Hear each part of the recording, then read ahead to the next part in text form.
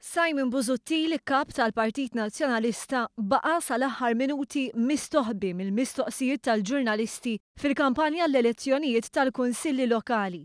Saħansitra fl-aħħar jum għalhekk fuq Radio 101. Jekk il-Prim Ministru jrid jarani kull ma jrid jagħmel jew jixgħal Radio 101, jew nkella jixgħal Net Television. In-nuqqas tiegħu stona fl-aħħar konferenza tal-aħbarijiet fid-Dar Ċentrali li preżenti għaliha kien hemm it-tmexxija tal-Partit Nazzjonalista minn barra hu. Mistoqsijiet dirlux lil kap għalmenu fl-aħħar mumenti kellux ikun preżenti is-Segretarju Ġenerali tal-Partit Nazzjonalista Chris Said wieġeb hekk. Din il-kampanja elettorali għall-Partit Nazzjonalista mhix fiduċja f'Simon Busuttil.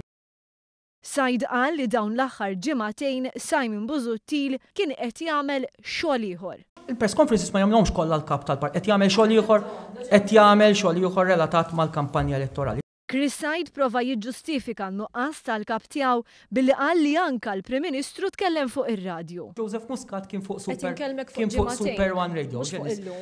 Ġenis, ġimagħtejn sħaħ. Qed nirrispondik. Stendina ħan nirrispondik. Il-punt għamilni ħċar. Dalodu Joseph Muscat kien fuq Super One Radio. Chris Said der skomdu meta kwatajna xqal Simon Busuttil fuq Radio 101. Tant li allega li kienu l-ġurnalisti li jażlu li jmorru band oħra minn flok jistaqsu. Forsi rridu jmorru fuq il-fosos. Mela ħanajdlek xqal fuq ir-radju Simon Iżjed mistoqsijiet, Ġenis, wiġibtek għal żewġ mistoqsijiet. Jekk il-Prim Ministru li jarani jixel Radio 101. Dik opportunità biex nistaqsu. Jekk irid jarani jixel 101.